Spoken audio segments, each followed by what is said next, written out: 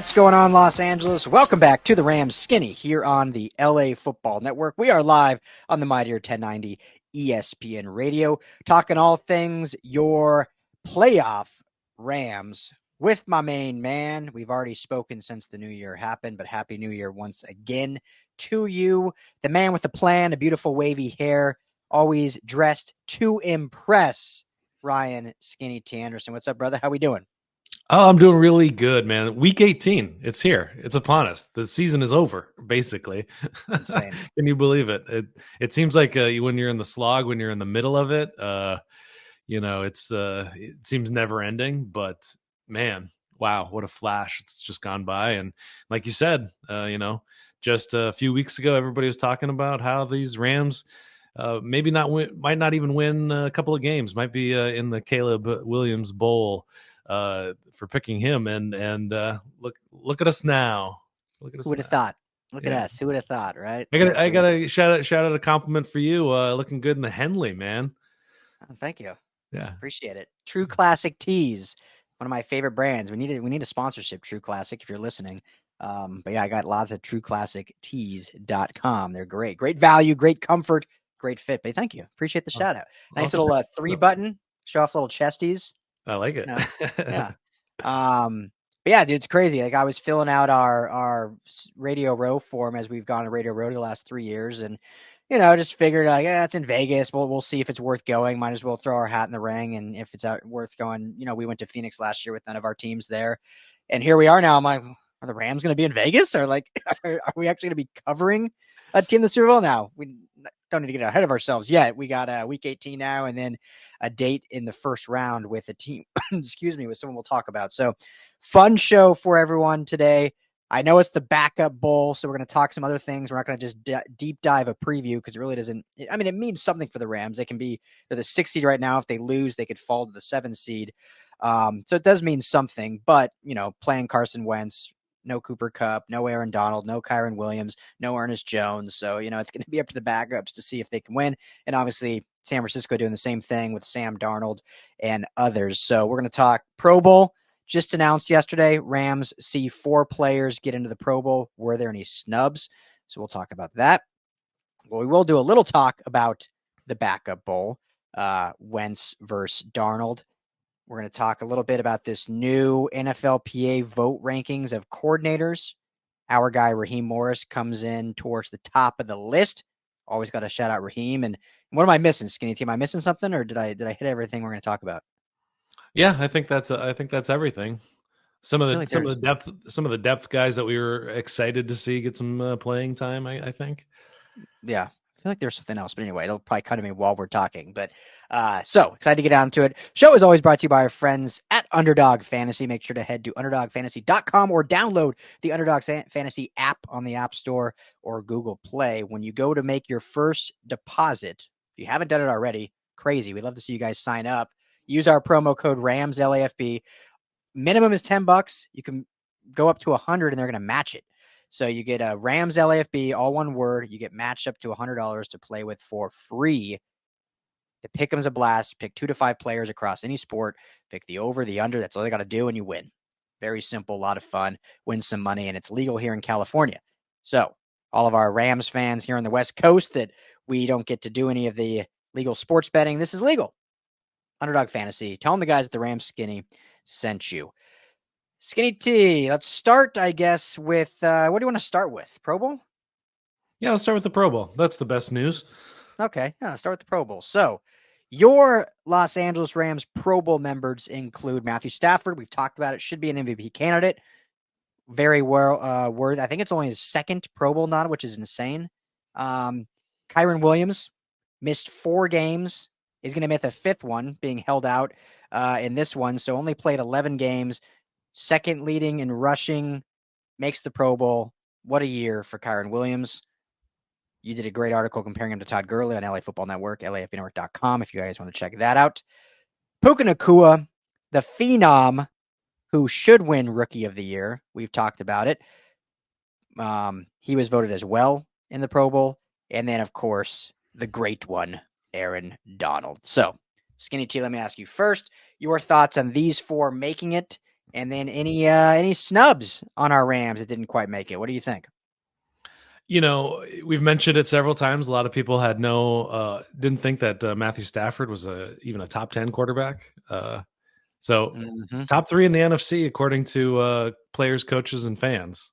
Mm-hmm. So I think that's really impressive. I did not know that this is only second time going to the Pro Bowl. That's a pretty incredible thing for such a long career and the amount of stats that he's really put up. And that's so I'm very glad that we've got some validation. That it's fantastic that we've got that validation that wow, he actually is a really good quarterback. just like we Yes. said all along. Puka Nacua, just historic year. Aaron Donald, 10th voting in to the Pro Bowl in a row. So that's pretty incredible. Kyren Williams is the one that's just the shocker, and I think that's the pleasant surprise that he is the Rams' offensive identity. He's what Yeah. really got this team going in the right direction once they got the running game figured out and came back from injury. That's when everything started to click for him. So as good as everybody else has been playing, he's the glue that really holds it all together. And just fantastic that getting some national recognition as well, just because he was low round draft pick, coming out of Notre Dame. Not a lot of people had really heard of him.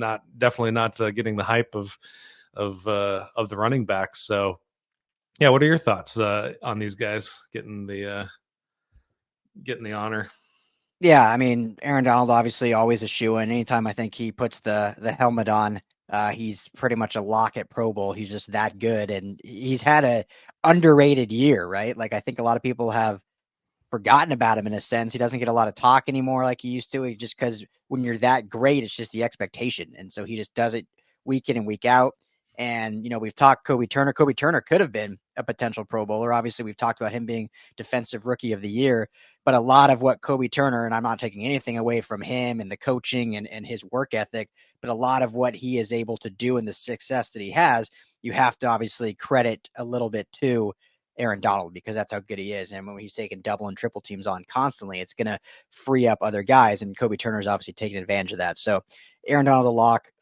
I don't need to talk too much more on Stafford. Just what a fantastic year he's had.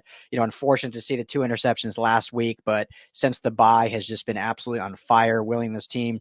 The not that there were reports, it was more of pillow talk from his wife, but the snowball effect that everyone ran with, that he wasn't connecting with his teammates and seemed too old for this and just couldn't like get along with the guys. Like clearly that was all erroneous and not actually newsworthy. It was more of just a wife having fun on a podcast, because clearly, he's the leader of this team and he has the ear of the entire offense. And obviously still is one of the best arm talents in all of football. So it's great that, like you said, the validation of us defending him almost a year ago to the day in Phoenix at the Super Bowl. And here we are now a year later, and he's a Pro Bowler and led this young Rams team to the playoffs. So I'm gonna shut the name. We got to get Adam Beasley and Arif on here to have a little crosstalk, because they were the ones really boo-hooing the Stafford and the Los Angeles Rams. Great guys. Love those guys.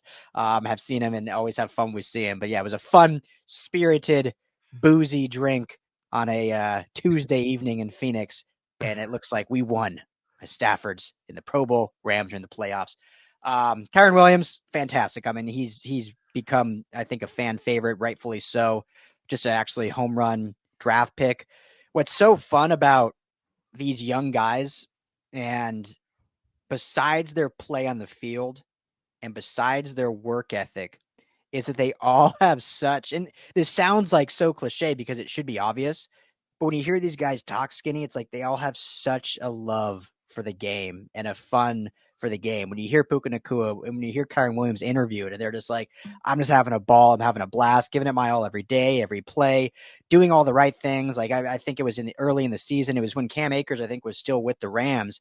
And Kyren Williams just said, I'm going to do whatever Coach McVay asks of me as a running back. If that's block, if that's run, if that's catch, like I want to be the best running back in this system for McVay. And you see it in the way he plays and in the way he talks. And they've definitely drafted a style of player in terms of fitting schematically and talent-wise, but they also drafted a type of player in personality traits and character and integrity and just joy that we've seen from McVay and this team. And Kyren Williams exudes that. And then the last guy, Puka Nacua, obviously exudes that.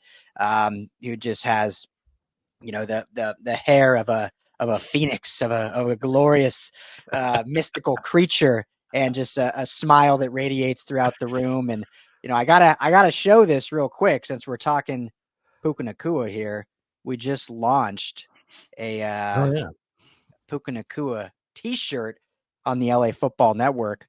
So go and get yours today. Repping that, I think it looks pretty nice, right? Rams Design, little blue. LAFB tag there, plenty of different color options. Use a code LAFB and get 25% off. So it's only $30. It's not bad, but hey, 25% off, save you a little coin, and then we know you actually listened to the show and you went and got yourself one. So head over to LAFBnetwork.com right now and get one of those. Yeah, love that. So, all right. Any snubs you saw, Skinny T, on this team? Well, it just reminded me. I'm rewatching Ted Lasso, and Danny Rojas has just come on, and those guys, those Kyren Williams and Puka Nacua are Danny Rojas, and Puka kind of looks like him a little bit too in a way. So I think that's football is life, baby. Hey, real quick, Danny Rojas story. So back, this was probably 2 years ago now, when I was still working in restaurants. I worked at a restaurant called Granville. You know it, obviously, but Granville here in Pasadena. And I saw this guy.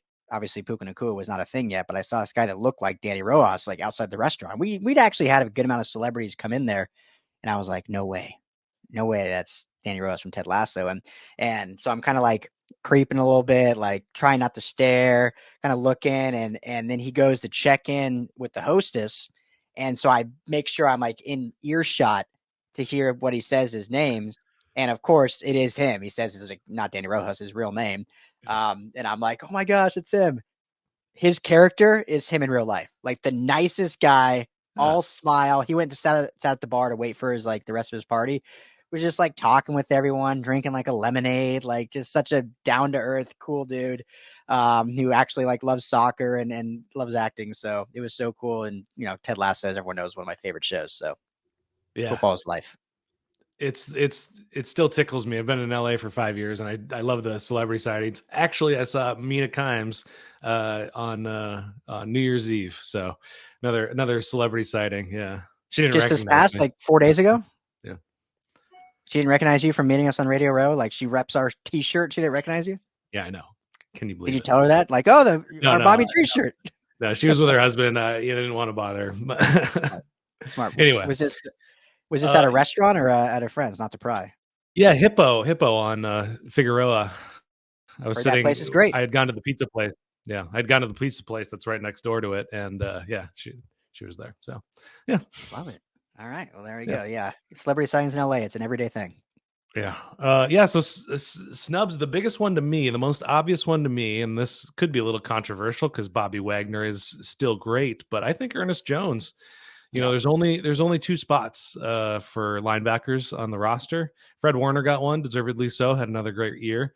But I think Ernest Jones. I'm an Ernest Jones guy. I don't think he gets enough credit for how consistent and excellent of a player he really is, and he's actually having one of the best years of his career as well.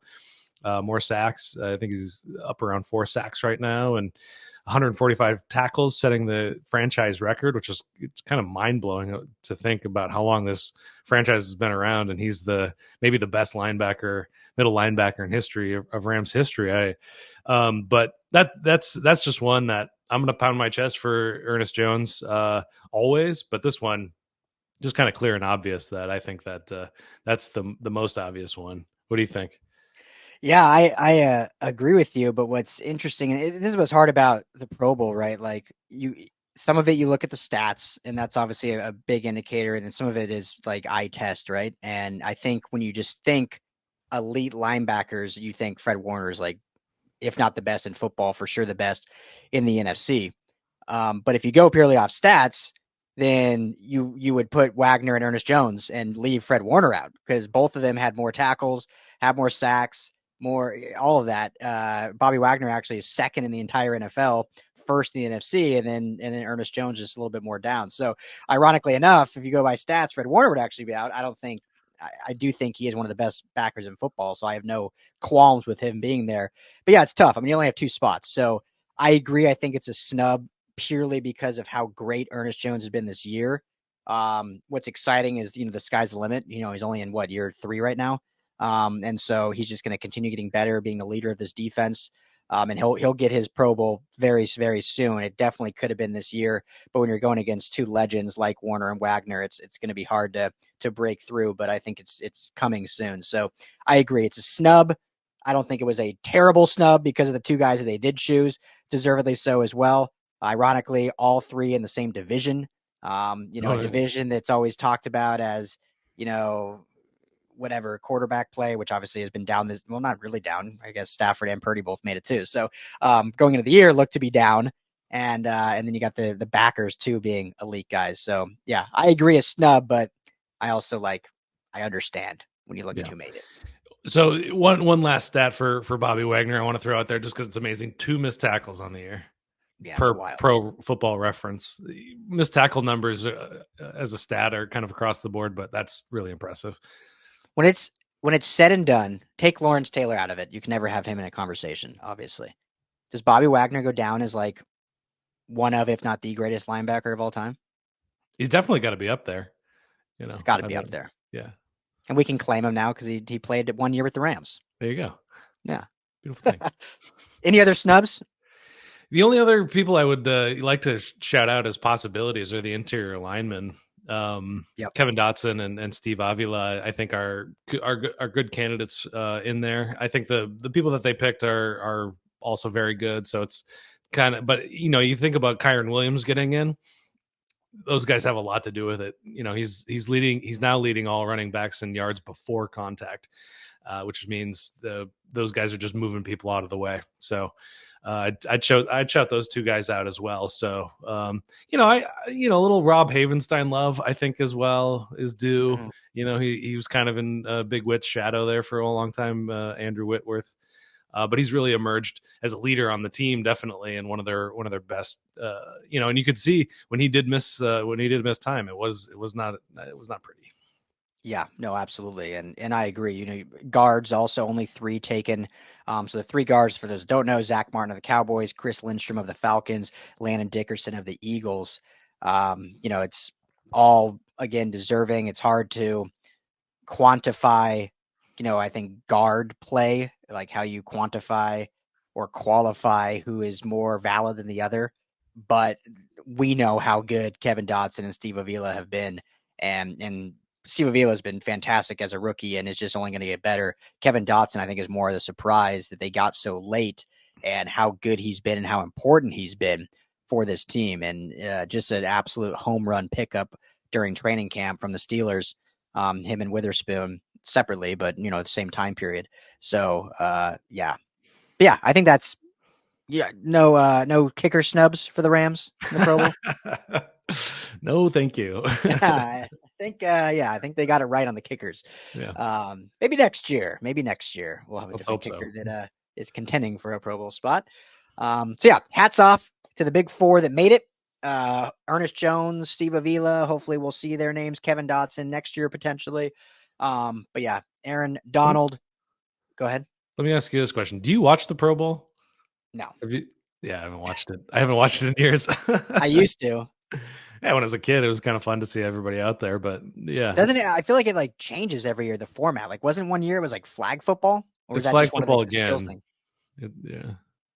So it's not even tackle anymore.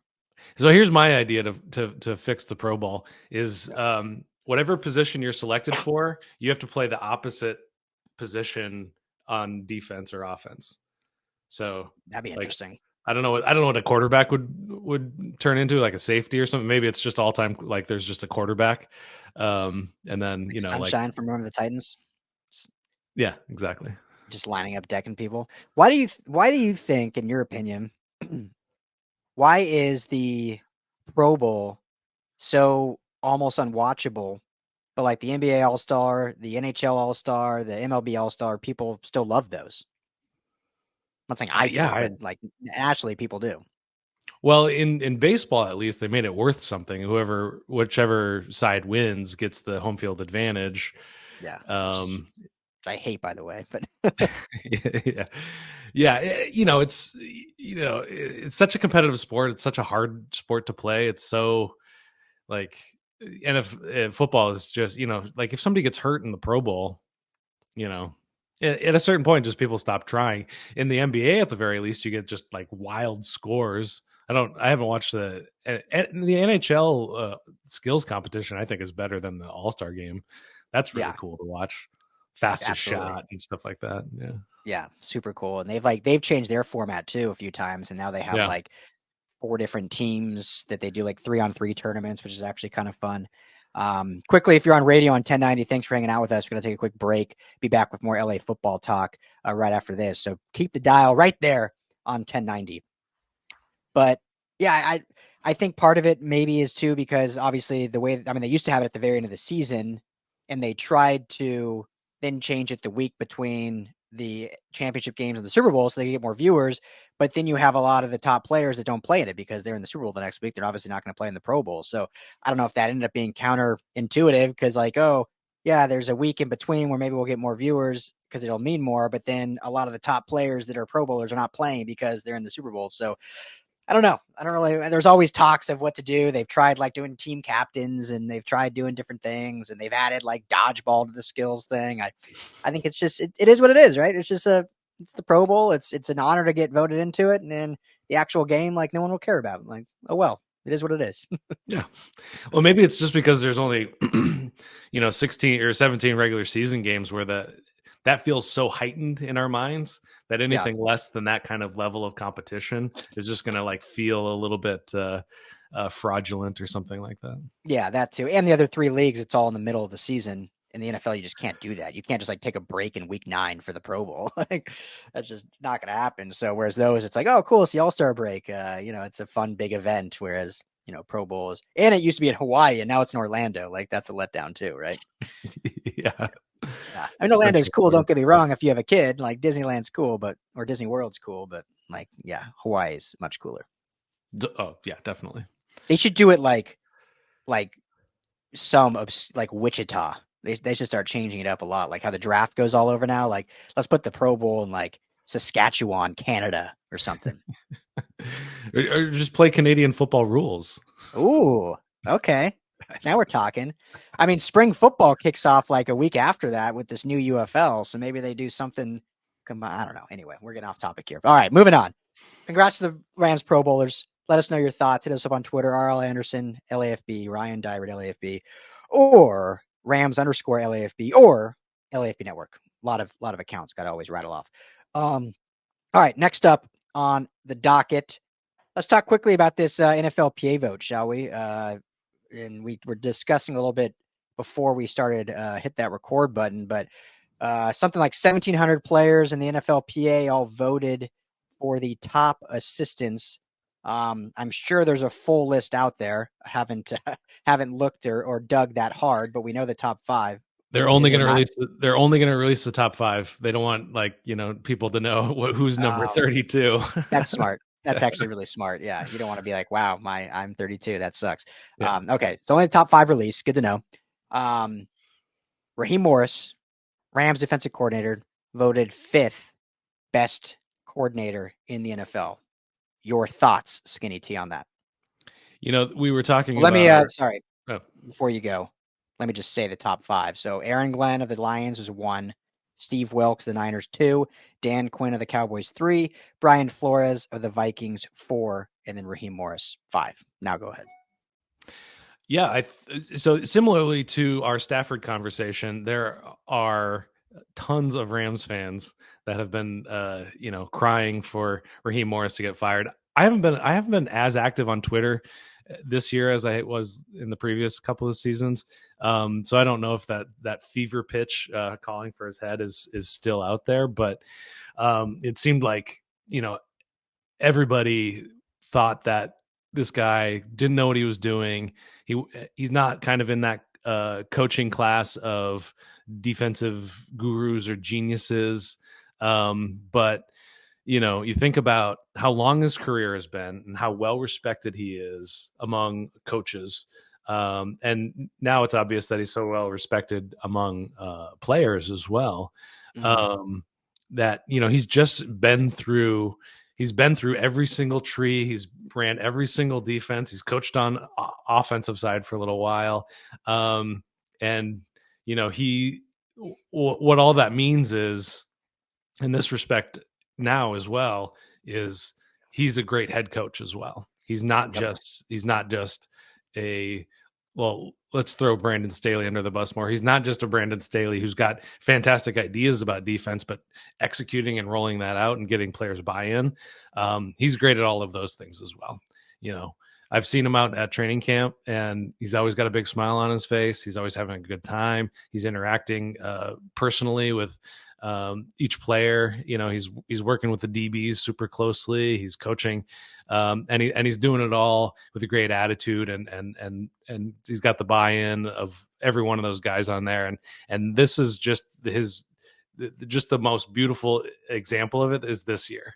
And we've talked about it plenty.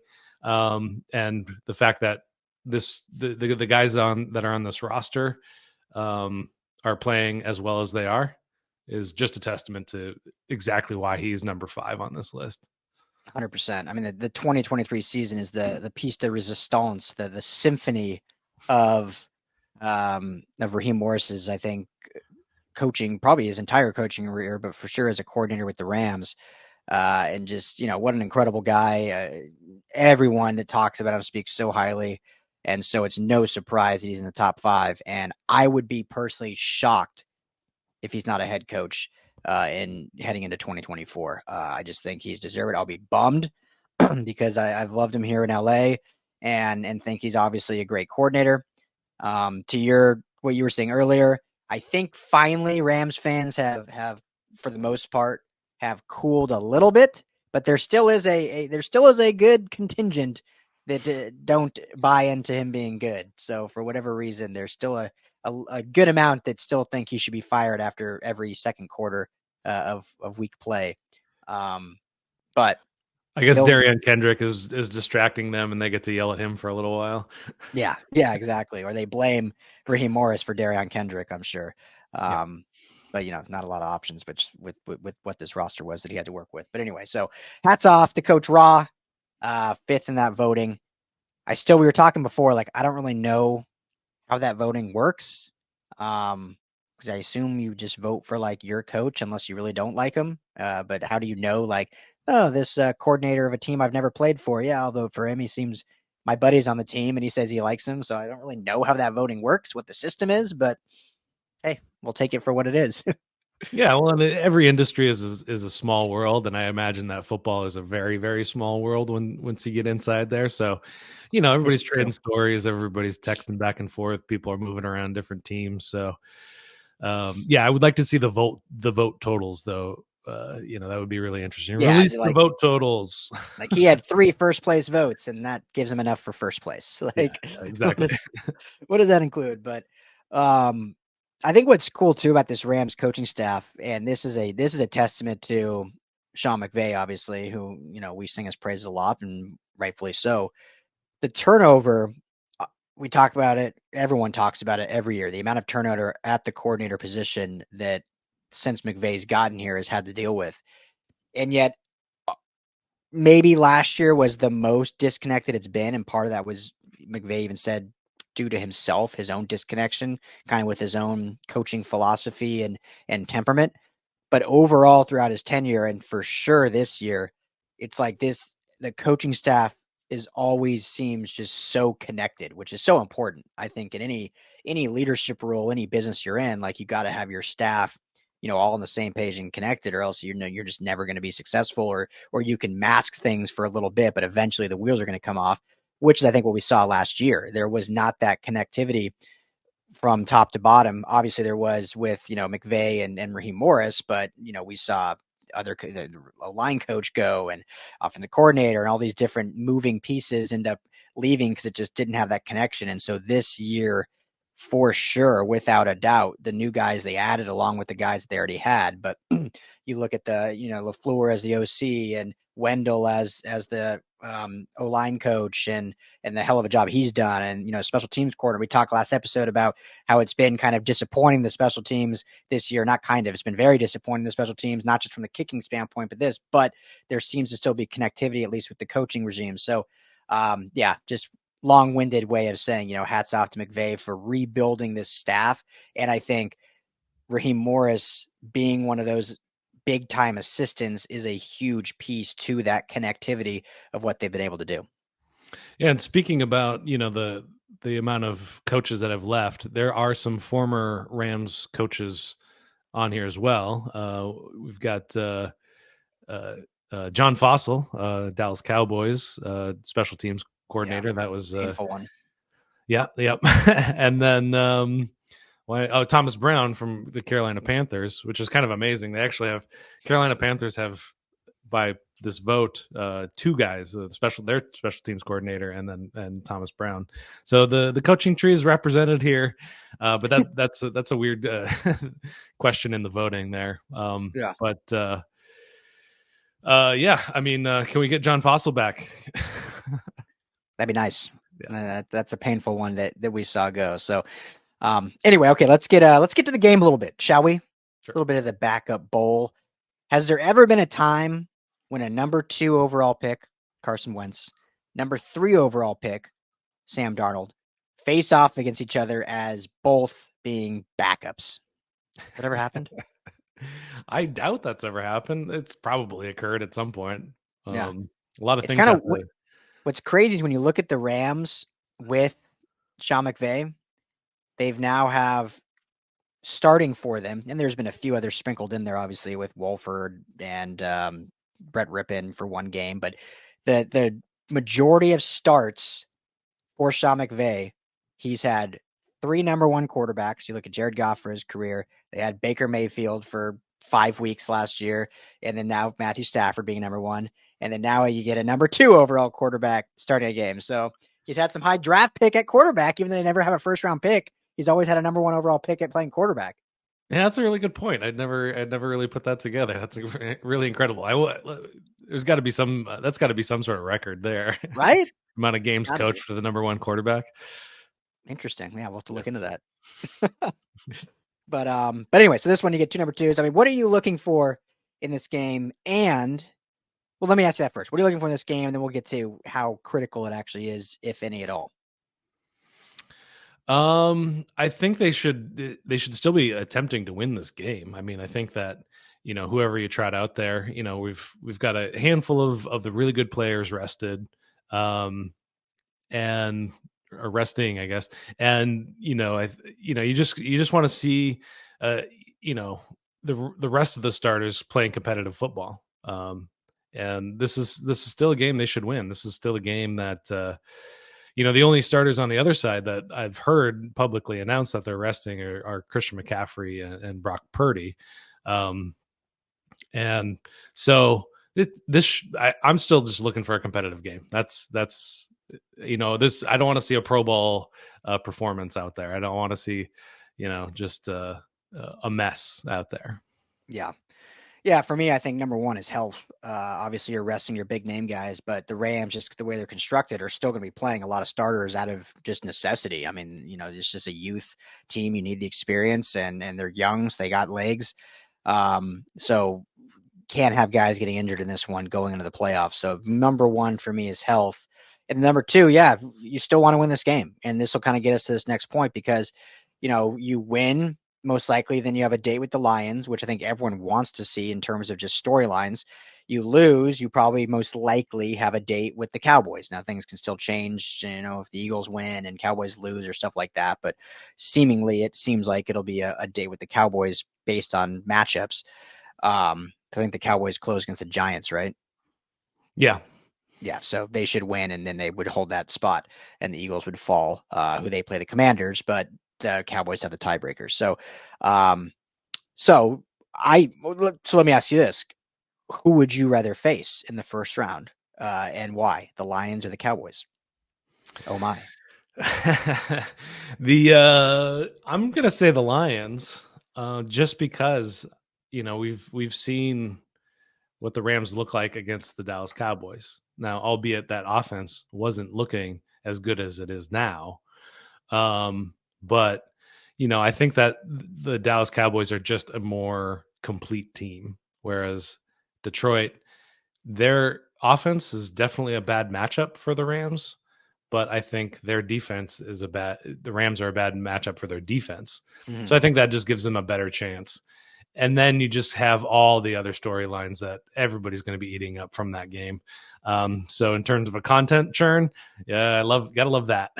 Yeah. And, also just, Stafford loves Detroit still. He still has a lot of affection for that franchise and that town and everybody around it. So, just a nice moment for him, some closure, and if he can beat them, even sweeter for him, I guess. And then Yeah. the Goff and McVay thing, just how it ended and how weird that is. Let's see him shake hands at midfield, and a little bit of an affection still in their eyes, I suppose. Yeah, which I think we've heard that they've behind the scenes of like kiss and made up and everything's all good. But it'll be nice to see at midfield that happen. For me, obviously the storylines, it absolutely Rams Detroit is the game you want. So I'm going to give you like three scenarios here. It's the fun game. Obviously, Stafford goes back to Detroit. Goff, McVay. You said it all. I don't need to keep repeating it. That's the game everyone in the country wants to see because it'd be so much fun, and it'd just be a really fun football game with the way both these offensive plays, the coaching staff for all these teams. I mean, you talk about awesome coaching staffs. I mean, these are two of the best in football in terms of just good coaching and also just in terms of like fun, like content between these coaches, between what Dan Campbell, Aaron Glenn, and Ben Johnson, and then obviously McVay and Coach Rod and LaFleur out here. So, and in terms of matchup, for me, I also would rather see the Lions. And a little different than you. I'm not necessarily disagreeing with you, but I personally think the Lions are a more complete, better team. But the Cowboys are so dominant at home. Like if the Rams could get the Cowboys on the road, if the Rams had the home game and it was the Lions or Cowboys at SoFi, I'd rather play the Cowboys because the Cowboys are like a different team on the road. I know they just won in that controversial game on the road, but they're a much different team on the road. At home this year, they have been just dominant, specifically the offense going off. And I totally agree. Like this is a different Rams team than when they played them back in week whatever that was. And the offense looks different in terms of actual personnel being healthy and just in terms of how they've been playing.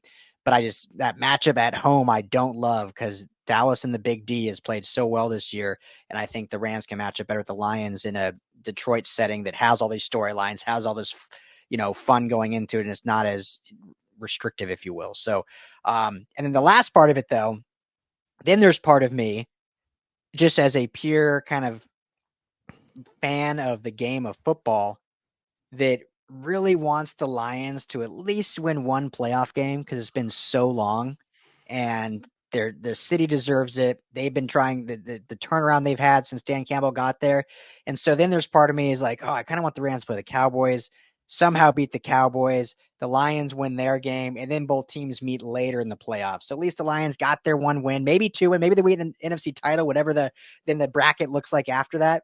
But there's part of me that wants that. So it's not like, oh man, we got to knock the Lions out of the playoffs right away. Like I'd rather see them after they win a game, the city gets some love, and then the Rams can beat them and move on. So I don't know.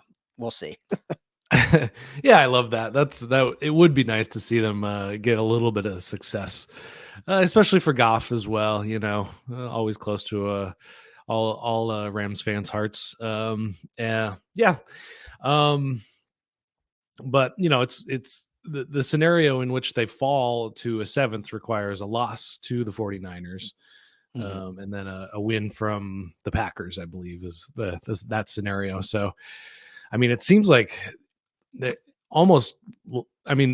seems almost more likely that they're going to end up well, I don't know. I mean, who's it's such, I hate week 18. I know. It's like, how do you even pick these games? How does it shake out? And I mean, we've seen Carson Wentz on a good football team. And they won the Super Bowl. He won 13 games, I think. They played in 13 games and won, I think, 11 of them. as a second year. We haven't seen Darnold on a good football team, and they were joking. Rams media was joking heading into it that maybe Darnold, this is Shanahan's best just arm that he's ever worked with. So, Yeah. Yeah. So I think it seems like it's a Rams win, just because I think the 49ers just have a lot less to play for, and they should be resting a good chunk of their team, whereas the Rams won't be resting as much. I think all these guys are in there. Sam Darnold's not even 27 years old yet. Yeah, he's 26. It's crazy. It's only 26. Wow, that's incredible. But so many of the Rams defensive side anyway are so young, they don't deserve rest. They should be out there. Exactly. They don't need rest. Yeah, you need it. You need to keep the adrenaline going. Yeah. So for that, we can end with this. We can give this is a worthless score prediction, but so with that, who do you think wins this one? The 49ers are favored by 3 points, which is, I think they're playing at home, right? Yeah, they're playing. Yeah. So they're just calling it a pick 'em, basically. That's not on a neutral site. I think the over under was like 48.5 or something like that. Okay. Yeah, let's let's have a fun game. It's going to be 31-30 Rams. Nice. Love that. I'm going Rams as well because of what you just said. I just think they have a little bit more to play for. You never want to go into the playoffs with a loss, but Niners they're locked the 1 seed up. Even if they play some of their starters, they should be not playing after the first half or whatever. And the Rams, outside of their big guys, I think it means something having that 6 seed versus the 7 seed and going in with some momentum with that as well. So, and we didn't even talk about Puka Nacua. I think he gets the record on Sunday. I think he probably only plays 2 or 3 possessions, breaks it then, and then he comes out. He's too valuable. Yes, everything I just said, this game means something, but you don't risk guys like that are going to have a huge say in what their success is in the playoffs. But I do think they get the win. I was on a crossover live show last night, and I believe I predicted 23-17 Rams. So I'll stick with that, which I believe puts them at the under, if my math is correct. Yeah, I think so. Yeah, so there you go. Both got the Rams winning, going into the playoffs as the 6th seed, which would probably give them a date with Detroit in Motor City. There we go. I was like, what's the nickname again? In the Motor City, which would be a blast. But let's get this game first. We'll have plenty of playoff talk. We got plenty of content up at LAFBnetwork.com. All of our Rams coverage stuff, everything's up there. So make sure to go check that out. Give us a like and subscribe if you're on YouTube. If you're not there, head to Rams LAFB. That's where you find the YouTube page, or just go to LAFBnetwork.com or anywhere you get your podcasts. Just search Rams Skinny and you will find us. Thank you all for hanging out. For Ryan Skinny T. Anderson, I'm Ryan Dyrud. Everyone have a great weekend. Go Rams. We'll talk to you all next week.